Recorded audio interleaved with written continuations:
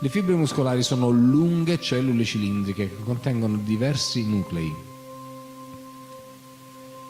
I muscoli si contraggono o si rilassano quando ricevono il segnale dal sistema nervoso. La giunzione neuromuscolare è il punto in cui avviene questo scambio di segnali. Qui il bulbo sinaptico di una terminazione assonica e una fibra muscolare si connettono. Ogni fibra muscolare è composta da svariate miofibrille e ogni miofibrilla contiene delle unità contrattili chiamate sarcomeri. I sarcomeri sono disposti uno di fianco all'altro per tutta la lunghezza della miofibrilla. Ogni sarcomero è composto da un'alternanza di filamenti proteici, spessi e sottili, i quali conferiscono al muscolo scheletrico il suo aspetto striato. Il muscolo si contrae quando questi filamenti scivolano l'uno sull'altro. Il filamento più grosso, chiamato miosina, è ancorato al centro del sarcomero. Questo punto è chiamato banda M.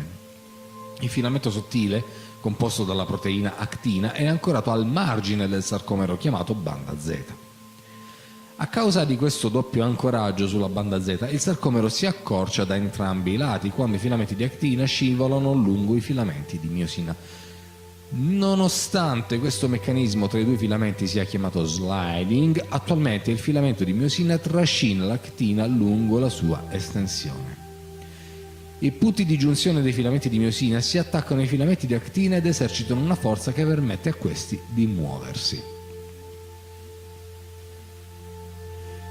Questa azione è conosciuta come ciclo cross bridge della contrazione muscolare. Secondo questo modello i sarcomeri si accorciano senza che i filamenti di actina o di miosina modifichino la loro lunghezza. La contrazione inizia quando l'ATP legato viene idrolizzato in ADP più un fosfato inorganico. A causa di questo, una delle teste di miosina si estende e può ancorarsi ad una delle giunzioni di actina formando un legame ad incrocio. A questo punto, un meccanismo chiamato power stroke viene attivato permettendo alla miosina di tirare il filamento di actina lungo la banda M, accorciando così il sarcomero. L'ADP e il fosfato inorganico vengono rilasciati durante il power stroke. La miosina rimane attaccata all'actina fino a quando una nuova molecola di ATP si lega, liberando una delle teste di miosina in modo da produrre una nuova contrazione o rimanere staccata, permettendo al muscolo di rilassarsi. La contrazione muscolare è controllata dall'azione del calcio. I sottili filamenti di actina sono legati da alcune proteine modulatorie chiamate troponina e tropomiosina. Quando il muscolo è rilassato, la tropomiosina blocca i siti di giunzione del filamento di actina. Quando i livelli dello ione calcio sono abbastanza alti e l'ATP è presente, gli ioni calcio si legano alla troponina, la quale disloca la tropomiosina, esponendo così i siti di giunzione sul filamento di actina.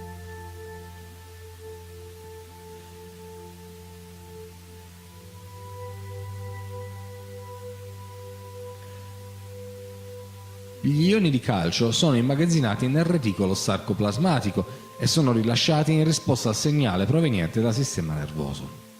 Alcuni neurotrasmettitori vengono rilasciati dai neuroni e si legano ai rispettivi recettori, i quali depolarizzano le membrane delle fibre muscolari. L'impulso elettrico viaggia attraverso i tubuli T e quindi apre i depositi di calcio. Un flusso di questi ioni viaggia verso le miofibrille, dove possono quindi dare via ad una contrazione muscolare. Nel momento in cui l'actina e la miosina scivolano l'una sull'altra, il sarcomero si accorcia e la banda Z si avvicina alla banda M. Quando tutti i sarcomeri si accorciano, l'intera fibra muscolare si accorcia e quando tutte le fibre muscolari si accorciano all'unisono, un muscolo può produrre forza a sufficienza per muovere il corpo. A muscle consists of parallel muscle fibers. Each fiber is a single cell in close contact with a motor neuron. Each muscle cell contains bundles of parallel myofibrils, shown in red, surrounded by endoplasmic reticulum, or ER. An action potential traveling down a motor neuron initiates an action potential in the muscle cell. The action potential spreads along the membrane and down tubules that extend into the cytoplasm, causing the myofibrils to contract. Each myofibril consists of a series of sarcomeres arranged end to end. The sarcomere is the contractile unit of muscle.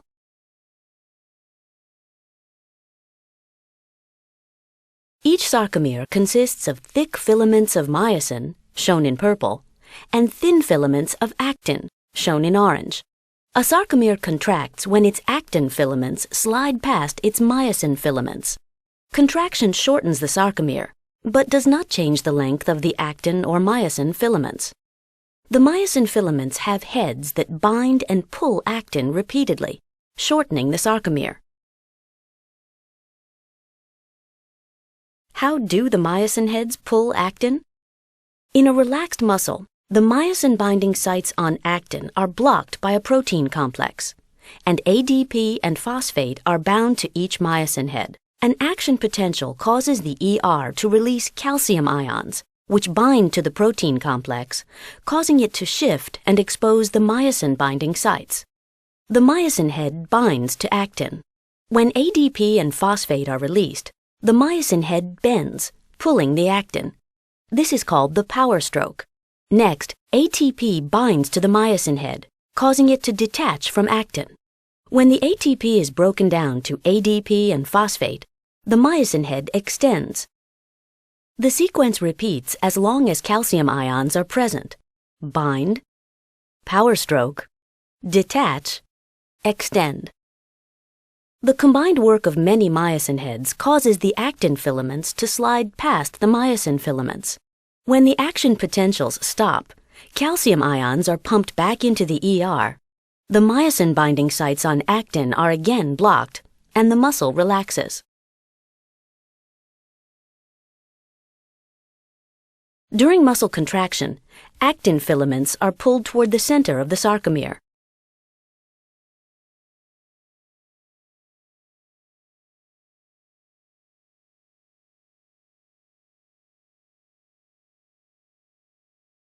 The simultaneous contraction of the sarcomeres shortens the myofibrils, and the entire muscle cell contracts. This is how a muscle cell responds to action potentials in the motor neuron.